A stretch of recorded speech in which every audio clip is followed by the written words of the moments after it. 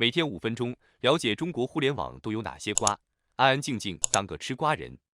广西南宁一男子因请工人砍伐自家种的树木，被法院判处有期徒刑，且必须公开赔礼道歉。原因是该名男子承包了一座山林，并且在山上种满了树木。随后，他在没有办理树木采伐许可证的情况下，请来工人和机械进行砍伐。据统计，总共砍伐了11.7亩的树林，累计储蓄量达到75.4立方米。法院念在他有自首，且认罪认罚，并有主动缴纳罚款和足额赔偿生态环境服务功能损失费、鉴定费等情节，故宣判处该名男子2年6个月有期徒刑，缓刑3年，并处罚金15000人民币，限期在30日内在网上进行公开道歉。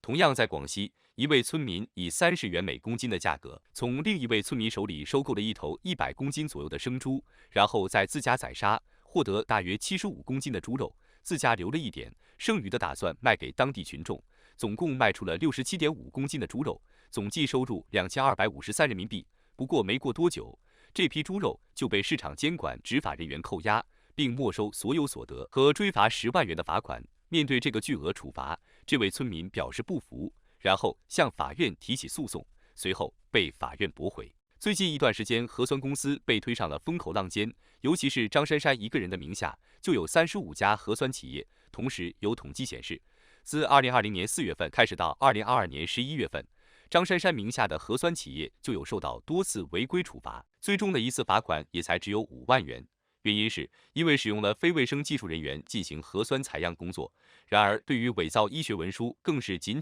罚款2万元。浏阳市上门打人的街道主任处罚结果终于出来了。通告显示，廖勇在处理魏某与小区物业矛盾纠纷中作风粗暴，损害群众利益，造成恶劣社会影响，情节严重，违反生活纪律，违背社会公序良俗，在公共场所有不当行为，造成不良影响。廖勇的行为已构成严重违纪违法，浏阳市纪委监委给予廖勇开除党籍、政务撤职处分，由管理岗9级降为管理岗10级。对此，网友的评论可谓是一边倒的嘲讽满满。